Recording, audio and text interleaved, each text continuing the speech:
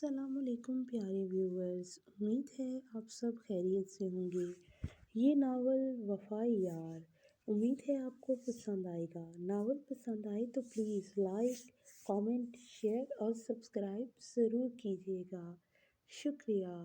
وفائی یار، از قلم دعا قریشی، قسط نمبر 3۔ وعلیکم السلام، جیتا رہے میرا بچہ، کیسا ہے؟ تم تو شہر کر ہی ہو کر رہ گئے ہو۔ بہرام تم کب واپس آؤ گے؟ اماں سائیں میں ٹھیک ہوں، آپ کا شکوہ بجا ہے، مگر اس مرتبہ جب میں شہر سے واپس آؤں گا تو یقیناً آپ بھی خوش ہو جائیں گی۔ مجھے یقین ہے کہ سردار بہرام خان اپنی بات سے پیچھے نہیں ہٹے گا۔ وہ مسکرا دیا۔ جی اماں سائیں۔ اس کے لبوں کو ہلکی سی مسکراہٹ نے چھوا۔ ٹھیک ہے اماں سائیں، آپ اپنا خیال رکھنا، میں جلد ہی واپس آؤں گا۔ اللہ حافظ۔ یہ کہہ کر وہ فون رکھ دیا۔ ڈرائیور نے گاڑی روکی تو اس کے گارڈ جلدی سے پچھلی گاڑی سے اتر کر اس کی گاڑی کا دروازہ کھولنے لگے۔ اب اس کے قدم اپنے آفس کی جانب تھے۔ بہت سی نگاہیں اس کی جانب اٹھی، کچھ حسرت زدہ تھی تو کچھ رشک بھری ہوئی تھی۔ کامران جلدی سے میرے کیبن میں آؤ۔ وہ بنا بھی کسی کی طرف ایک غلط نگاہ ڈالے اپنے آفس میں چلا گیا، جسے اس نے اس مقام پر اپنی محنت سے بچایا تھا۔ وہ دروازہ نوک کرتا اندر داخل ہوا۔ آؤ کامران۔ سر، مائک سر تھوڑی دیر میں اپنی ٹیم کے ساتھ پہنچ جائیں گے۔ ہاں ٹھیک ہے، تم پریزنٹیشن مجھے دکھاؤ۔ وہ اسے اب میٹنگ روم میں آنے کا کہنے لگا اور خود بھی تھوڑی دیر میں وہاں موجود تھا۔ مائک بھی آ چکا تھا۔ اب اس کی پریزنٹیشن کے بعد ڈیل فائنل ہو گئی اور اس کی چمک بہرام کے چہرے پر واضح تھی۔ وہ ان کے سے ہاتھ ملاتا باہر کی جانب بڑھا، کیونکہ ندا کی یونیورسٹی سے چھٹی کا وقت ہونے والا تھا۔ پیپرز ختم ہونے کے بعد وہ دونوں باہر آ گئی۔ کیا یار ندا، تم آج اتنی لیٹ کیوں آئی ہو؟ تم جانتی ہو تو ہو، گھر پر بہرام لالا آئے ہوئے ہیں اور آج یونیورسٹی انہوں نے ہی مجھے لانا اور چھوڑنا ہے۔ قسم سے یار، ایک بار تم میرے بہرام لالا سے مل لو۔ وہ حیران نظروں سے اسے دیکھنے لگی، کیونکہ آج سے پہلے ندا نے اس سے ایسی کوئی بات نہیں کی تھی۔ ندا یار، یہ تم کیسی باتیں کر رہی ہو؟ اچھا یار، میں تو بس ایسے ہی کہہ رہی تھی۔ اتنے میں بہرام لالا کی گاڑی رکتی نظر آئی تو وہ دونوں وہ دیکھو لالا آ گئے ہیں۔ تم بالکل پاگل ہو چکی ہو ندا، تمہارا کچھ نہیں ہو سکتا۔ وہ ندا کو وہیں چھوڑ کر بھاگتی ہوئی بہرام لالا کی طرف گئی، جبکہ وہ اس کے پیچھے قدم لیتی یونٹ سے باہر جانے لگی۔ جب ندا نے اسے آواز دی اور ردا کو کہا کہ وہ اسے چھوڑ آئے گی، مگر ردا نے اسے انکار کر دیا۔ وہ چلی گئی اور اس نے چہرہ ڈھانپ رکھا تھا۔ بہرام کی نظریں اس صبح والی لڑکی پر پڑی۔ اب بھی وہ اس کی آنکھیں دیکھ کر ایک پل کے لیے تھم سا گیا تھا۔ اسے احساس ہوا کہ یہ وہی آنکھیں ہیں۔ اس کے دل نے جیسے گواہی دی ہو، ہاں یہ وہی آنکھیں ہیں۔ اسے ایک جگہ پر کھڑے دیکھ کر ندا نے اسے پکارا، لالا لالا۔ وہ خود اس کی پکار میں ہوش میں آیا۔ چلیں لالا جی گڑیا، وہ گاڑی میں بیٹھتے ہوئے بولی، ہمیں آئس کریم کھانی ہے۔ وہ اس کی بات سن کر مسکرا دیا، ٹھیک ہے میری گڑیا۔ اب اس کا رخ آئس کریم پارلر کی طرف تھا۔ اس نے وہاں اس کی فیورٹ آئس کریم منگوائی تو ندا بہت خوش ہو گئی۔ اب وہ دونوں آئس کریم کھانے کے بعد ان کا رخ خان مینشن کی طرف تھا، جہاں پر آج سب دیو سے بات کرنے کے منتظر تھے۔ اسے آج کی ڈیل کے بارے میں تایا سردار کو بتایا، جس پر وہ بہت خوش ہوئے۔ وہ سب رات کے کھانے کے بعد اب قہوہ پی رہے تھے۔ تایا سردار، آپ جانتے ہیں داجی نے بچپن میں ہی کچھ فیصلے کیے تھے۔ یہ بات سن کر وجاہت خان کے چہرے کے تاثرات پل بھر میں بدلے۔ میں جانتا ہوں بہرام تایا سردار، میں ان رشتوں کے فرائض کی ادائیگی چاہتا ہوں۔ اس نے بات مکمل کی، اگر تم یہ چاہتے ہو تو تم یہ بھی جانتے ہو کہ ہماری بھی اس گھر میں امانت ہے۔ جی تایا سردار، اور مجھے کوئی اعتراض نہیں ہے۔ یہ بات سن کر فرحان خان کے زادہ کے چہرے پر مسکراہٹ آئی اور آنکھوں کے پردے کے میں چھم سے اس پری پیکر کا چہرہ لہرایا۔ تایا سردار، میں چاہتا ہوں کہ سعدیہ کی شادی پہ آپ سب آئیں، اور میرے خیال سے تایا سردار، یہ بات اب ندا کو بھی معلوم ہو جانی چاہیے کہ اس کا رشتہ حویلی کے ساتھ کیا ہے، کیونکہ اب تک وہ اس بات سے انجان لگ رہی ہے کہ وہ اس رشتے کے بارے میں کچھ جانتی بھی نہیں ہے۔ کہہ دو، تم ٹھیک کہہ رہے ہو بہرام، اب یہ رنجشیں اور اختلافات ختم ہو جانے چاہیے۔ ہم ضرور آئیں گے۔ ٹھیک ہے تایا سردار، میں پھر کل یہاں سے گاؤں کے لیے نکلوں گا، مجھے انتظار رہے گا۔ وہ جو اپنی بات مکمل کرتا اپنے اور فرحان کی مشترکہ کمرے کی جانب بڑھ گیا۔ وہ جب سے آیا تھا اسی کے روم میں تھا، وہ گیسٹ روم میں نہیں رہ رہا تھا۔ اس کے پیچھے فرحان خان بھی اس کے روم میں آ گیا۔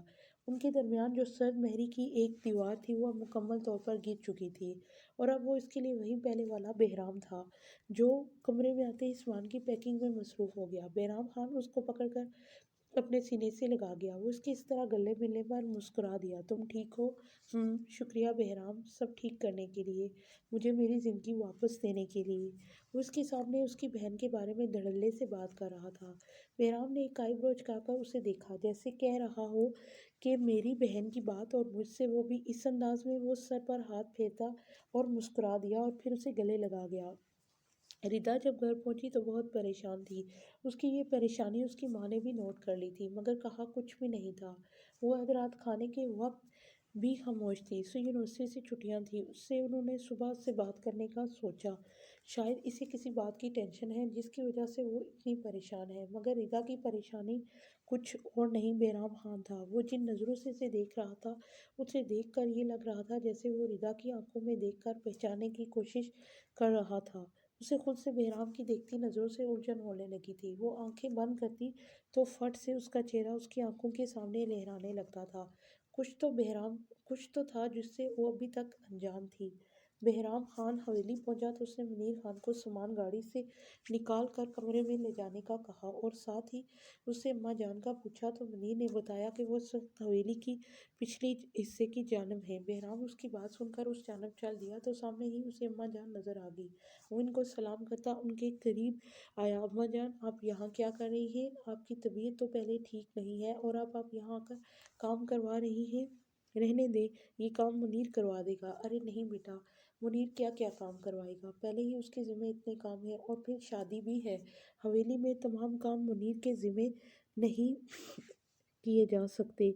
अच्छा चले आए, छोड़े ये सब, मैं खुद देख लूँगा। आप इधर आइए, यहाँ बैठे, अब मुझे कुछ बताना है। वो लॉन में रखी हुई कुर्सियों पर बैठ गए। बहराम खान भी उनके करीब ही बैठ गया। अम्मा जान, बहुत जल्द आपकी तन्हाई दूर हो जाएगी। वो कैसे? वो हैरान नज़रों से उसे देखती हुई बोली। अम्मा जान, आपको मालूम है मैं शहर गया था। ताया सरदार से मिला हूँ और उनसे बात कर ली है। बहराम, क्या तुम सच कह रहे हो? अम्मी, शाज़मा से मिलूंगी, मेरी निदा आएगी। जी अम्मा जान, मैं सच कह रहा हूँ, वो उनके हाथ चूमते हुए बोला। तुम जानते हो बहराम, मैं ये सुनकर कितनी खुश हुई हूँ। मैं जानता हूँ अम्मा जान, और आपकी इसी मुस्कुराहट के लिए तो मैंने ये सब किया है। वो कब तक आएंगे बहराम? बहुत जल्द आएंगे अम्मा जान। अब मैं चलता हूँ, मुझे रहीम से भी मिलना है। ठीक है। वो उसके सर पर हाथ फेरा और उसे दुआएं देने लगी। वो उठकर वहाँ से अंदर की जानब चल गया। रात के वक्त डाइनिंग टेबल पर सब मौजूद थे। शाज़मा बेगम ने वजाहत से बात करने का कहा तो उन्होंने आंखों के इशारे से उसे तसल्ली दी। वो फरहान खान की तरफ से मुतमईन थे, क्योंकि वो सब जानता था। अगर उसे कुछ नहीं मालूम था तो वो निदा थी। निदा, जी बेटा। बाबा, आप हमें आपसे बात करनी है। जी बाबा। आपको मालूम है आपके बहराम लाला यहाँ आए थे? जी बाबा। वो खाने में मगन थी। एक बार सर उठाकर अपने बाप को देखा, जैसे कि वो जानते ही ना हो कि वो यहाँ आए थे। बेटा, इस बार उसके आने का ख़ास मकसद था। ख़ास मकसद? निदा का खाना खाता हुआ हाथ रुक गया। वो अपने बाप और भाई की तरफ देखने लगी। क्या मकसद था बाबा बहराम लाला का? उसने अपने बाप की तरफ देखते हुए पूछा। वो हमें हवेली वापस ले जाने के लिए आए थे बाबा। ये तो खुशी की बात है, वो खुश होते हुए बोली। लेकिन बेटा, वो क्या लेकिन बाबा? आप सीधी तरह बताएं ना, बात क्या है? बात दरअसल ये है कि हमने तुम्हारा निकाह बचपन में ही रहीम खानज़ादा से कर दिया था और अब वो रुखसती चाहता है, और साथ में हमने फरहान खान के लिए सोनिया की रुखसती का भी मुतालबा कर दिया है। बाबा, अब वो मजाक कर रहे हैं। मेरा निकाह नहीं, ऐसे नहीं हो सकता। आप कैसे इतना बड़ा फैसला कर सकते हैं? निदा को, जिसको कुछ समझ नहीं आ रहा था कि उसके साथ ये क्या हो रहा है, शाज़मा बेगम ने वजाहत खान की तरफ देखा था, जिनके चेहरे पर परेशानी के तासुरात थे। देखो निदा। क्या देखो बाबा? मेरी ज़िंदगी का इतना बड़ा फैसला और मुझे ही नहीं मालूम बाबा? निदा, जिसकी बोलते हुए आवाज़ ऊंची और लहजा गुस्ताखाना हो रहा था, फरहान खान की आवाज़ पर चौंक कर उसी की तरफ देखा। भाई, आप भी आवाज़ नीची करो निदा, तुम देख नहीं रही हो तुम किससे बात कर रही हो? भाई, मुझे आपसे ये उम्मीद नहीं थी। वो गुस्से से पैर पटकती हुई कमरे में चली गई। शाज़मा बेगम और फरहान खान से, तुम जानते हो कि उसका रिएक्शन ऐसा ही होगा, फिर भी तुमने उससे, मामा आपने उसका रवैया देखा? वो बाबा से किस तरह बात कर रही थी? फरहान खान, उसे वक्त दो, वो समझ जाएगी, मैं बात करूंगी उससे। ये कहकर शाज़मा बेगम उसके कमरे की जानब बढ़ गई। मुनीर खान, जो बहराम खान का सामान उसके कमरे में रख कर बाहर निकल रहा था, बहराम के बुलाने पर उसकी तरफ मुतवज्जो हुआ। जी सरदार, منیر رحیم کو ہمارے کمرے میں آنے کا کہو۔ جی۔ وہ یہ کہہ کر اپنے کمرے کی جانب قدم بڑھا گیا۔ کچھ دیر بعد اس کے دروازے سے دستک ہوئی۔ دروازے سے اس مخصوص دستک کے مخصوص انداز سے وہ جانتا تھا، آ جا رحیم۔ وہ جیسے ہی کمرے میں داخل ہوا تو سامنے کھڑکی کے پاس کھڑے بہرام خان کو دیکھ کر اس کے پاس گیا۔ بہرام خان نے مڑ کر اسے دیکھا اور اس کو گلے لگا لیا۔ لالا کی جان، کیسے ہو؟ میں ٹھیک ہوں لالا، یہ کیا بات ہوئی؟ میں حویلی واپس آیا تو آپ شہر چلے گئے، وہ منہ بناتے ہوئے بولا۔ بہرام خان کے اس شکوے پر مسکرا کر رہ گیا۔ ہاں تو اس دفعہ میں شہر بھی تو تمہاری وجہ سے گیا تھا۔ کیا لالا، آپ میری وجہ سے گئے تھے؟ وہ آئی برو اچکا کر بولا، جیسے کہہ رہا ہو سچی۔ ہاں بالکل سچ، میں تمہاری وجہ سے گیا تھا، وہ صوفے پر بیٹھتے ہوئے بولا۔ اچھا تو پھر وجہ بھی بتا دیں، ایسی کون سی مجبوری تھی کہ آپ کو میری وجہ سے جانا پڑا؟ ندا خانزادہ، یک لفظی جواب آیا۔ وہ جو پانی کا گلاس منہ سے لگائے ہوئے تھا، اس کے منہ سے پانی فوارے کی طرح باہر نکلا اور حیرت سے بہرام خان کو دیکھنے لگا۔ بہرام خان اس کی یہ حالت دیکھ کر مسکرانے لگا۔ وہ جلدی سے اس کے پاس آیا۔ لالا آپ سچ کہہ رہے ہیں؟ اس نے اس بات میں سر ہلا دیا۔ خوشی رحیم خانزادہ کے ہر انگ سے عیاں ہو رہی تھی۔ لالا کیا وہ مان گئے؟ لالا میں بہت خوش ہوں۔ پھر کچھ سوچتے ہوئے وہ خوشی جو رحیم خانزادہ کے چہرے پر تھی ایک دم سے بجھ گئی۔ اس بات کو بہرام خان نے بھی محسوس کیا۔ کیا ہوا رحیم؟ کچھ نہیں لالا، کوئی بات ہے کیا رحیم جو تم ایک دم سے خاموش ہو گئے ہو؟ لالا وہ بھابھی، میں سمجھ گیا رحیم، تم پریشان نہ ہو، جب اللہ نے چاہا تو وہ بھی مل جائے گی، پر لالا ور کچھ نہیں رحیم، اب تمہارے منہ سے اب اور کوئی بات نہیں، تمہارے بھائی اور تمہارے سردار کا حکم ہے۔ رحیم نے خاموشی سے سر جھکا لیا۔ وہ جتنا خوش اپنے بھائی کے لیے بھی تھا۔ شازمہ بیگم کچن میں کھڑی ہو کر ندا کی پسند کا کھانا بنا کر ٹرے میں سجا کر اس کے کمرے کی جانب چل دی۔ دروازہ کھولا تو وہ سامنے بیڈ پر تکیے میں منہ دیے اوندے منہ پڑی تھی۔ انہوں نے کھانے کی ٹرے ایک طرف رکھی تھی، ایک سائڈ پر رکھی اور خود اس کے پاس بیڈ پر بیٹھ کر اس کے بالوں میں انگلیاں چلانے لگی۔ ندا میری جان اٹھو، شاباش کھانا کھا لو۔ وہ جو تکیہ میں منہ دیے ہوئے تھی تکیے سے منہ باہر نکالا۔ ماما مجھے بھوک نہیں ہے، دیکھو میری جان ایسا نہیں کرتے۔ وہ اٹھ کر بیٹھ گئی۔ ماما آپ نے بھی مجھے نہیں بتایا۔ اچھا آپ کو غصہ اس بات پر ہے کہ آپ کو پہلے نہیں بتایا، یا کوئی اور بات ہے بیٹا جس کی وجہ سے آپ پریشان ہو، یا آپ کسی اور کو پسند نہیں؟ ماما ایسی کوئی بات نہیں ہے۔ تو پھر ٹھیک ہے، چلو اٹھو شاباش، پر ماما ہم ابھی شادی نہیں کرنا چاہتی۔ اچھا ٹھیک ہے، جیسا آپ چاہو، مگر یہ فیصلہ حویلی سے واپس آنے کے بعد کرنا ہے آپ کو، پہلے آپ رحیم سے مل لو۔ ماما اچھا بس ٹھیک ہے، اب اٹھو اور فریش ہو کر کھانا کھا لو، پھر ہم کچھ دنوں تک حویلی چلیں گے۔ اب ہم اپنے بابا سے بھی راضی ہو جاؤ، اگر ماما نے آپ کو منا لیا ہے تو۔ وجاہت خانزادہ جو دروازے پر کھڑے ہو کر ان کی باتیں سن رہے تھے تو وہ مسکرا کر اپنے بابا سے گلے لگی۔ سوری بابا، ہمیں آپ سے اس لہجے پہ بات نہیں کرنی چاہیے تھی۔ اس کی بات پر مسکرا کر شازمہ بیگم ان دونوں کو دیکھنے لگی۔ تبھی فرحان خان بھی کمرے میں داخل ہوا۔ سوری گڑیا، مجھے بھی تمہیں اس طرح ڈانٹنا نہیں چاہیے تھا، تمہارا ہی اچانک یہ سب کچھ سن کر اس طرح ری ایکٹ کرنا تو بنتا تھا۔ کوئی بات نہیں بھائی۔ وجاہت خانزادہ اور شازمہ بیگم مسکرا کر اب دونوں کو دیکھنے لگے تھے۔ سنا ہے حویلی میں خوشیاں منائی جا رہی ہیں؟ جی سائیں، شادی ہے عدیل خان کی بیٹی کی۔ وہ کہکا لگا کر ہنسنے لگا۔ بہرام خان تمہیں یہ خوشیاں بہت مہنگی پڑیں گی، تم حویلی میں خوشی منانے کے لیے کبھی بھی کامیاب نہیں ہو سکو گے۔ وہ ایک دفعہ پھر شیطانی کہکا لگا کر ہنسنے لگا۔ اب وہ ان کی زندگیوں میں کیا طوفان نیا لانے والا تھا یہ تو وقت ہی بتائے گا۔ یہ میرا اس وقت ندا کے ساتھ بیٹھی چائے پی رہی تھی اس کے گھر۔ یار مجھے بالکل بھی سمجھ نہیں آ رہا، تمہاری فیملی اتنی ماڈرن ہے اور پھر تمہارا نکاح بچپن میں کسی کے ساتھ کر دیا؟ نہیں وہ کوئی نہیں بلکہ میرا خالہ زاد ہے۔ اوہ تو جناب کا یہ رشتہ بھی ہے ان کے ساتھ؟ وہ اسے چھیڑتے ہوئے بولی۔ یار تمہیں تو ویسے بھی کسی میں انٹرسٹ نہیں تو اس لیے خاموشی سے انکل اور آنٹی کی بات مان لو، اور پھر وہ تمہارے فیورٹ والے لالا بھی تو ہوں گے، بہرام لالا۔ وہ جو اتنے دنوں سے پریشان تھی اسے بہرام لالا کا خیال ہی نہ آیا تھا۔ ہاں میں تو بہرام لالا کی گڑیا ہوں، اور اگر مجھے وہ پسند نہ آیا تو میں بہرام لالا کو بولوں گی۔ ہاں تم ان کی گڑیا تو وہ ان کا گڈا ہوگا، ان کے لیے ردا۔ یار تنگ نہ کرو، پہلے ہی میں پریشان ہوں۔ اچھا ٹھیک ہے، اب میں نہیں کرتی تم کو، کب جاؤ گی؟ وہ اداس ہوتے ہوئے بولی۔ یار کل جانا ہے، مگر میں تم سے رابطہ کروں گی، इस वक्त वो उसका दास चेहरा देखकर बोली। रेहान मलिक इस वक्त अपने बाप अशरफ मलिक के साथ लाउंज में बैठा था। खान हवेली में तो खुशियां मनाई जा रही हैं बाबा, और इधर बहराम हमारा लाखों का नुकसान करवा रहा है। उसका जल्द ही कुछ करना होगा, बहुत जल्द उसका भी वही हाल करूंगा जो उसके बाप और चाचा का किया था। वो कहका लगा कर बोला, नहीं बाबा, इस बार ऐसा कुछ नहीं करेंगे कि खान हवेली वालों को मुंह दिखाने के काबिल नहीं रहेंगे। वो शैतानी मुस्कुराहट चेहरे पर सजाए बोला, जैसे तुम चाहो वैसा कर लो, हमें तो बदला पूरा करना है मेहर खान और हशमत खान के ख़ानदान वालों से। मैं भूला नहीं हूँ उनका सलूक। नफरत का बीज जो अशरफ मलिक ने लगाया था इस वक्त तनावर दरख्त बन चुका था। ये दुश्मनी अब किस सिमत जानी थी, ये तो वक्त ही बताने वाला था। जुदाई के बाद मिलन की आस इंसान को ज़िंदगी की नई उम्मीद दिलाती है। यही हालत इस वक्त खान हवेली में मौजूद लोगों की थी। जब से उनको वजाहत खानज़ादा के आने का पता चला था, बहराम खानज़ादा ने उसकी हिफाजत का मुकम्मल बंदोबस्त कर दिया था, मगर फिर भी किसी सूरत उसके दिल को करार नहीं था। वो सरदार बहराम खानज़ादा था जिसने बहुत कम अरसे में अपने दुश्मनों को पहचान लिया था, और अब वो हर चीज़ पर मुकम्मल नज़र रखता था। उसे अंदाज़ा था कि दुश्मन मौके की तलाश में है और बहराम खानज़ादा उन्हें किसी सूरत मौका नहीं देना चाहता था। वो अभी इन्हीं सोचों में गुम था कि हवेली के पोर्च में यके बाद दीगरे कई गाड़ियां अंदर दाखिल हुई तो बहराम खान, आदिया बेगम और हवेली के दूसरे अफराद जो इनका इंतज़ार खड़े थे, शाज़मा बेगम और वजाहत खानज़ादा को घर की गाड़ी से निकलते देखकर इतने अरसे बाद आतिया बेगम ने शाज़मा बेगम को सामने देखा तो ना चाहते हुए भी आंसू उनके गालों को भिगो गए। शाज़मा बेगम जल्दी से बहन आदिया बेगम के गले मिली तो वजाहत खानज़ादा भी आगे बढ़कर अदील खानज़ादा के गले मिले। इतने अरसे की जुदाई के दौर का आज इख्तिताम हुआ था। निदा जो गाड़ी से निकली तो सामने बहराम लाला को देखकर जल्दी से उनकी तरफ गई। बहराम लाला, वो जो फरहान खान से मिल रहा था, निदा के पुकारने पर जल्दी से उसकी तरफ मुतवज्जो हुआ और मुस्कुराकर उसके गले मिला और उसके सर पर अपने लब रखे। जी लाला की गुड़िया। दो आंखों ने ये मंजर बड़े गौर से देखा।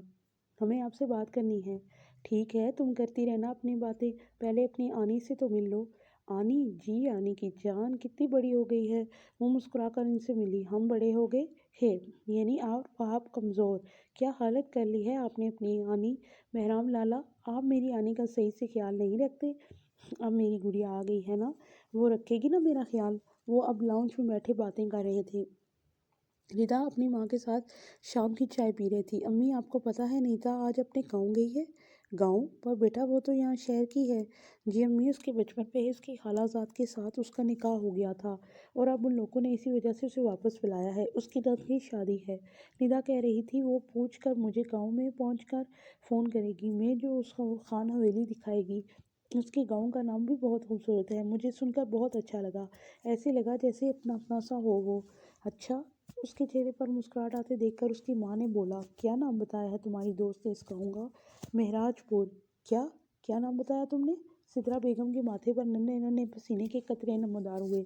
महराजपुर अम्मा, और जहाँ वो गई है उस हवेली का नाम खान हवेली है। रिदा के मुंह से एक बार फिर खान हवेली और महराजपुर गांव का नाम सुनकर सिद्रा बेगम की परेशानी में हद से ज़्यादा इजाफा हो चुका था, यानी वो इसके बहुत करीब आ चुका था। तो क्या सच में उस तक पहुंच चुका था? रिदा ने अपनी माँ का चेहरा लट्ठे की मानद सफ़ेद होते देखा तो उसके चेहरे पर फिक्र के तासुरात नुमाया हुए। वो जानती थी कि आज नहीं तो कल वो इस तक पहुंच ही जाएगा। सिद्रा बेगम जो कुछ अरसे से दिल की तकलीफ में मुब्तला थी, वो नहीं जानती थी कि ये सारा सच रिदा बर्दाश्त कर पाएगी या नहीं। सिद्रा बेगम के दिल में अचानक दर्द सा उठा। रिदा को अपनी माँ के चेहरे पर तकलीफ के आसार वाज़ह दिखाई देने लगी। अम्मा जान, आपको क्या हुआ है? आपको कहीं तकलीफ हो रही है? नहीं, आज मैंने शायद दवाई नहीं खाई जिसकी वजह से घुटन सी महसूस हो रही है। रिदा जल्दी से दवाई लेकर अपनी माँ के पास आई। अम्मा जान, आप क्यों लापरवाही करती हैं? आप जानती तो हैं आपके अलावा मेरा और कोई भी नहीं है, तो अब फिर आप इतनी लापरवाही क्यों करती हैं? वो अपनी बेटी की इतनी फिक्र देखकर मुस्कुरा दी। मुझे कुछ नहीं होगा रिदा, तब तक जब तक मैं तुम्हें तुम्हारे अपनों के हवाले न कर दूं। वो दिल ही दिल में ये बात कह सकी क्योंकि अभी रिदा बहुत सी बातों से अनजान थी।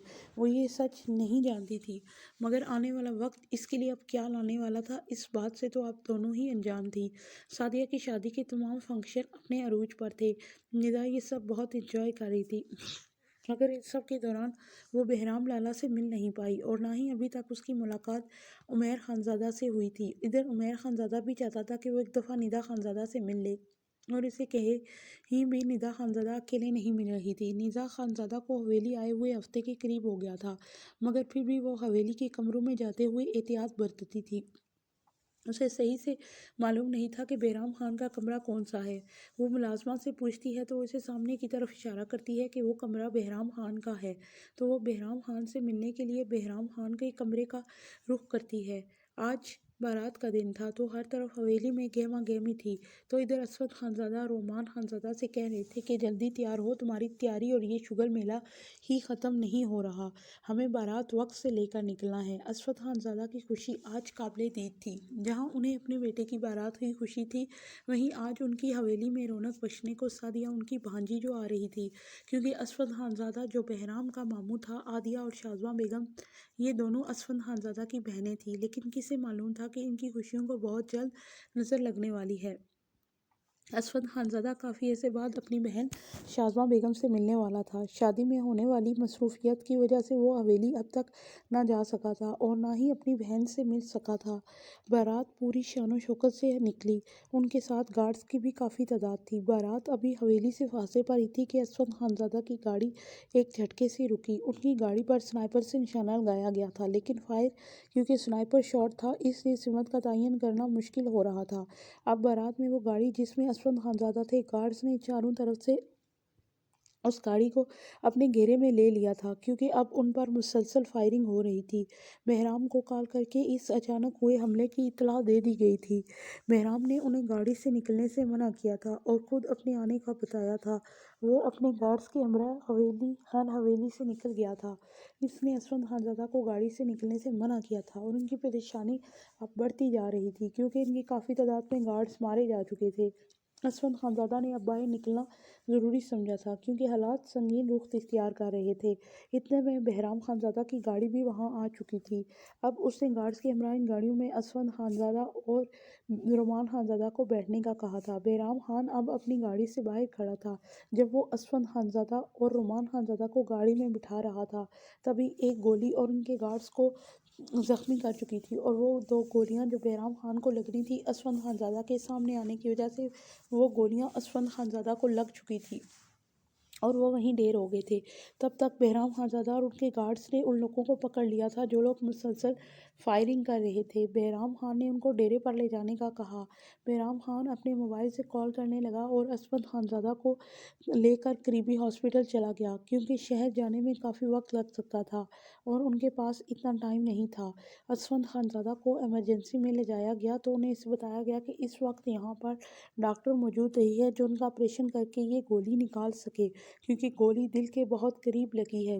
बहराम खानज़ादा के लिए मुश्किलात बढ़ती जा रही थी। वो ये सुनकर परेशान हो गया, क्योंकि शहर से डॉक्टर आने में काफ़ी वक्त लगेगा।